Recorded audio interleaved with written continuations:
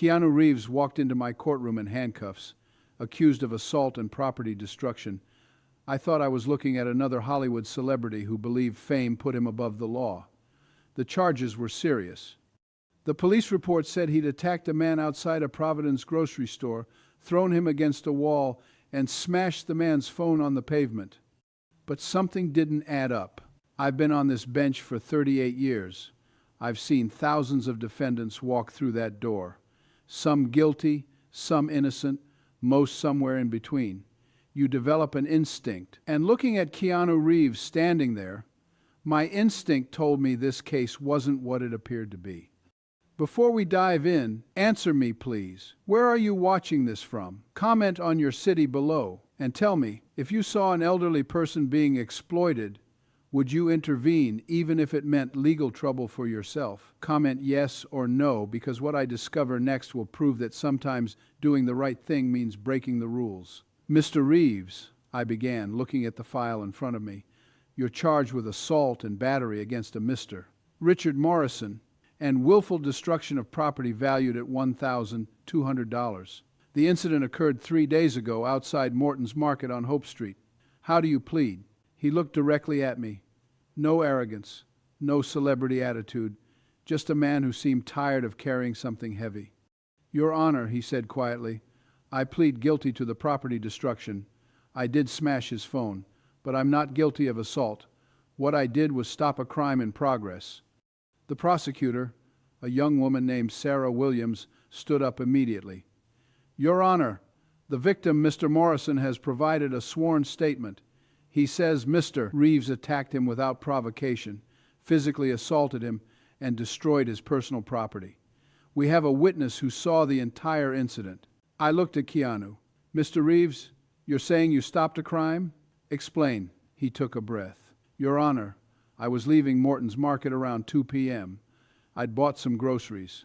I was walking to my car when I heard someone shouting. An elderly man's voice, upset, scared. I looked over and saw an older gentleman, maybe 80 years old, standing by the store entrance. A younger man, Mr. Morrison, had him backed against the wall. I need a quick cut for this case because please stay with me here. What Keanu tells me next will make you question everything you think you know about this case. Keanu continues. Your Honor, this elderly man was trying to get away. Morrison had his hand on the older man's arm, gripping it hard. I could see from 30 feet away that he was hurting him. The older man kept saying, please let me go. I don't have any more money. I set down my pen. You're saying Morrison was robbing this elderly man? Not exactly, Your Honor. It was worse than that. I walked closer. I heard Morrison say to him, you signed the paper, old man. That means you owe me $8,000. You pay today or I take your house. The elderly man was crying. He said, I didn't understand what I was signing. You told me it was just for a loan. You said $2,000. The prosecutor interrupted. Your Honor, Mr. Morrison is a licensed financial consultant. What Keanu Reeves is describing sounds like a private business transaction that he had no right to interfere with. Keanu's voice stayed calm. Your Honor, I grew up without much. My family struggled. I watched people take advantage of my mother when I was young.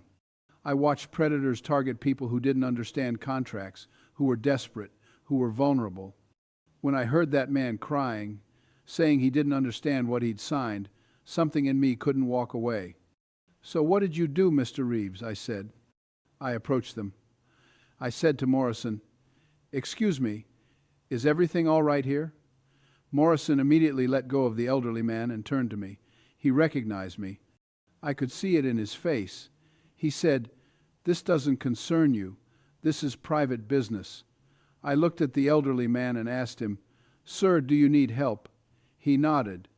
He was terrified. I leaned forward. And then Morrison got aggressive, Your Honor. He stepped toward me and said, you need to leave now or I'll call the police and tell them you assaulted me. I said, call them. I think they'd be interested in hearing about your business practices. That's when Morrison pulled out his phone and started recording me. He said, I'm documenting this. You're harassing me. You're threatening me. Your Honor, the prosecutor said, Mr. Morrison's video shows Mr. Reeves grabbing him and destroying his property. Keanu nodded. I did grab his arm, Your Honor, not to hurt him, to stop him from leaving, because the elderly man had started telling me what happened. He said his name was Harold Patterson. He's 79 years old, retired postal worker, lives alone since his wife died 2 years ago. He needed $2,000 to fix his roof. Morrison came to his door, said he was a financial consultant who helps seniors. He gave Harold a loan for $2,000. I looked at the file. That sounds legitimate so far. Your Honor, the interest rate was 400%. Harold didn't know that. Morrison buried it on page 7 of an 8-page contract written in language Harold couldn't understand. Harold thought he was borrowing $2,000 and paying back $2,400 over 6 months. Instead, the contract said he owed $8,000 within 90 days, and if he didn't pay, Morrison would take his house. The courtroom was completely silent. I looked at the prosecutor. Miss Williams, do you have a copy of this loan contract? She shuffled through her papers. Your Honor, Mr. Morrison provided some documentation, but not the original contract. He claims Mr. Reeves destroyed it during the altercation. Keanu shook his head. That's not true, Your Honor. I never touched any contract. Morrison was holding his phone, recording me, threatening to use the video to claim I assaulted him. Harold was standing there crying, and I realized what was happening. This man was using his phone as a weapon, creating false evidence. So you destroyed his phone, I said. Keanu answered, Yes, Your Honor. I grabbed it from his hand and threw it on the ground. It shattered. I knew exactly what I was doing. I knew it was illegal. But I also knew that video would be edited, manipulated, used to protect a predator and silence an elderly victim. I made a choice. The prosecutor stood again. Your Honor, Mr. Reeves admits to destroying property worth $1,200. That's a clear violation. His reasoning doesn't justify the crime. I held up my hand. Mr. Reeves, what happened after you destroyed the phone? Keanu continued. Morrison started screaming that I'd assaulted him. He said he was calling the police. Harold tried to tell him to leave, but Morrison ignored him. Within 5 minutes, 2 Providence police officers arrived. Morrison told them I'd attacked him without provocation. He showed them his broken phone. He said I was drunk or on drugs, that I'd gone crazy. And what did you tell the officers? I asked. Keanu answered, I told them the truth, Your Honor. I explained what I'd witnessed. I asked them to speak with Harold, to take his statement. One officer did. He spoke with Harold for about 10 minutes. Harold told him everything about the loan, the contract, the threats.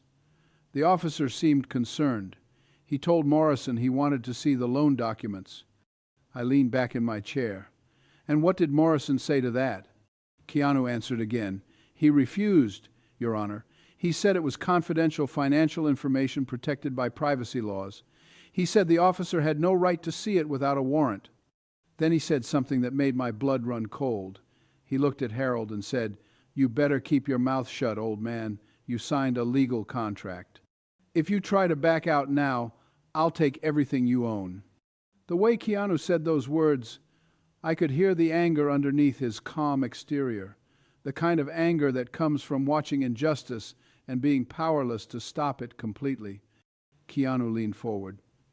The officers arrested me, Your Honor. They said that regardless of my intentions, I'd destroyed Morrison's property. They were right. I broke the law. Morrison pressed charges. And here I am. I looked at the prosecutor. Miss Williams, where is Mr. Morrison today? Why isn't he in this courtroom? She hesitated. Your Honor, Mr. Morrison is not required to be present for this hearing. He provided his statement to police and indicated he trusts the justice system to handle this matter. I want him here, I said. I want to hear from him directly. Your Honor, with respect, this hearing is about Mr. Reeves's actions, not about Mr. Morrison's business practices. I answered. Miss Williams, Mr. Reeves claims he witnessed predatory lending targeting an elderly veteran of our community. That's relevant to understanding his state of mind and his actions. I want Morrison in this courtroom, and I want Harold Patterson here too. Keanu spoke up. Your Honor, Harold is terrified. Morrison has been calling him, leaving messages. I've heard them. Morrison tells him that if he testifies or speaks to anyone about the loan, he'll accelerate the foreclosure process. He's alone. He's scared of losing the home where he lived with his wife for 50 years. How do you know about these messages, Mr. Reeves? I asked him. He answered, because after I was arrested, I couldn't stop thinking about Harold. I bailed myself out and went back to Morton's Market. I asked around. People knew him. The store manager gave me his address. I went to see him. The prosecutor jumped up. Your Honor, Mr. Reeves contacted the alleged victim in his own case? That could be considered witness tampering. I didn't tamper with anything, Keanu said firmly. I went to check on an elderly man who was being victimized. Harold let me into his home. He showed me the contract. He showed me the messages Morrison left on his phone. He showed me the foreclosure notice that arrived 2 days after my arrest. Okay, I know it is a very strange case, but I need a quick pause because stay with me, please. We're approaching something that will change how you see this entire case. I looked at Keanu Reeves. Mr. Reeves, you went to Harold Patterson's home after your arrest. You saw the contract. Tell me exactly what it said.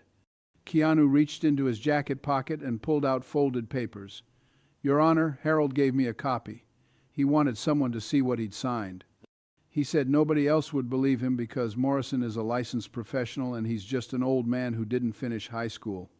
The prosecutor stood immediately. Your Honor, we object to the introduction of documents that weren't disclosed prior to this hearing.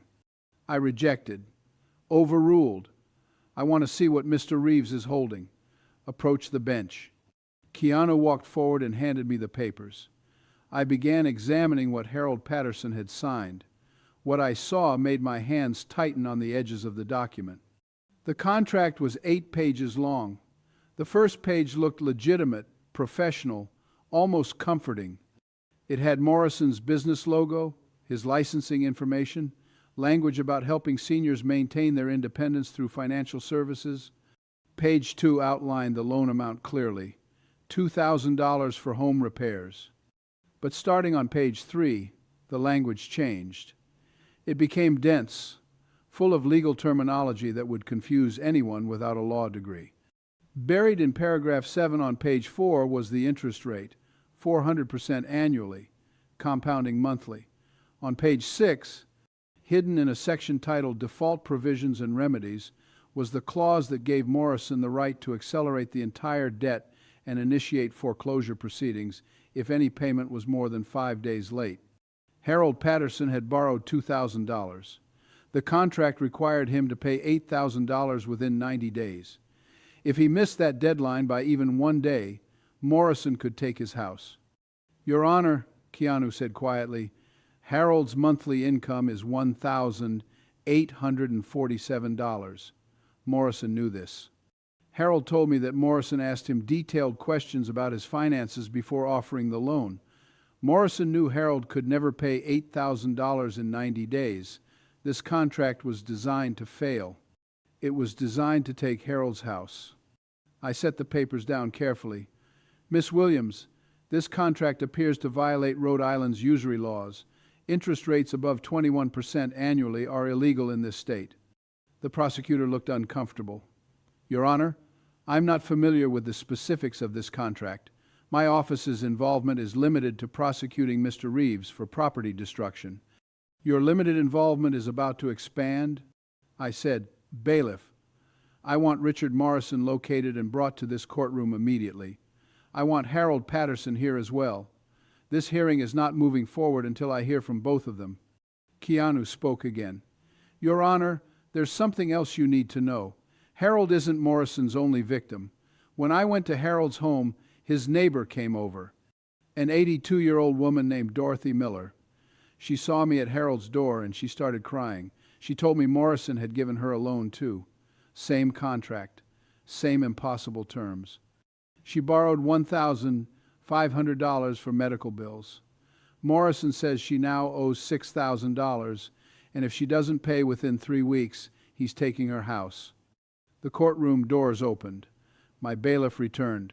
Your Honor, we've located Mr. Morrison. He's outside in the hallway, and we found Mr. Patterson at the address Mr. Reeves provided. They're both here. Bring them in, I said. Harold Patterson walked through those doors, and I saw exactly what Keanu had been trying to protect. This was a man in his late 70s, wearing clothes that had been washed so many times they'd faded to ghosts of their original colors. His hands shook slightly as he walked. His eyes carried the weight of someone who'd spent his entire life working hard, playing by the rules, and now found himself facing homelessness because he'd trusted the wrong person. Behind him came Richard Morrison. Mid-40s, expensive suit, confident walk. He looked at Keanu with pure hatred, then glanced at Harold with contempt. Mr. Morrison, I said, thank you for joining us. Please approach the bench. He walked forward slowly. Your Honor, I'm a licensed financial consultant. Everything I do is legal. Mr. Patterson signed a contract voluntarily. If he didn't understand the terms, that's unfortunate, but not illegal. I looked at Harold Patterson. Mr. Patterson, is it true you signed this contract? Harold's voice was quiet, shaking. Yes, Your Honor, but Mr. Morrison told me it was a simple loan. He came to my door. He was friendly. He said he helps seniors stay in their homes. He asked about my roof. I told him it was leaking. He said he could give me $2,000 and I'd pay him back $400 a month for 6 months. That's what he said. I would never have signed if I knew I'd owe $8,000. Morrison spoke quickly. Your Honor, Mr. Patterson's memory of our conversation is incorrect. I explained all the terms clearly. He signed every page. I have his signature 8 times on that contract. I asked, Mr. Morrison, did you explain that the interest rate was 400%? He answered, Your Honor, the interest rate is clearly stated in the contract. I turned to Keanu Reeves. Mr. Reeves, you destroyed Mr. Morrison's phone because you believed he was creating false evidence to use against an elderly victim. Based on what I've seen today, I understand why you made that choice. However, you still broke the law. You could have called the police. You could have documented the incident yourself. You could have helped Mr. Patterson file a complaint with the Attorney General's office. Instead, you took justice into your own hands. Keanu nodded. You're right, Your Honor. I made an impulsive decision. I saw a predator threatening an elderly man, and I reacted with anger instead of wisdom. I'll accept whatever consequences you decide are appropriate. I looked at the papers in front of me. The law was clear. Keanu had destroyed property. That was a crime. But I've been on this bench long enough to know that sometimes the letter of the law and the spirit of justice don't align perfectly. I looked at him. Mr. Reeves, I find you guilty of property destruction. The evidence is clear. However, I'm taking into account the circumstances that led to your actions. You witnessed what appeared to be criminal exploitation of an elderly member of our community. Your response was illegal, but your motivation was to protect someone vulnerable. I paused, making sure everyone in the courtroom understood what I was about to say. Here is your sentence. You will pay restitution to Mr. Morrison for the destroyed phone. Fair market value, $1,200. However, Mr. Morrison, you will not receive that money directly. Instead, Mr. Reeves will pay $1,200 to the Rhode Island Center on Law and Aging, a non-profit organization that provides legal services to elderly victims of financial exploitation. Additionally, Mr. Reeves, you will complete 100 hours of community service working with that same organization, educating seniors about predatory lending practices. Keanu's expression softened, relief mixed with something that looked like gratitude. I turned Morrison. As for you, Mr. Morrison, I'm issuing a temporary restraining order prohibiting you from contacting Mr. Patterson or proceeding with any foreclosure action until the Attorney General's office completes its investigation of your business practices. If they find evidence of criminal activity, you'll be back in this courtroom facing much more serious charges. Morrison's face went pale. Your Honor, this is overreach. You have no authority to interfere with a private contract. 3 weeks later, the Rhode Island Attorney General charged Richard Morrison with 14 counts of elder financial exploitation and usury violations. Investigators found 23 elderly victims across Providence. Morrison's business license was revoked. He eventually pleaded guilty and received 5 years in prison. See you next case.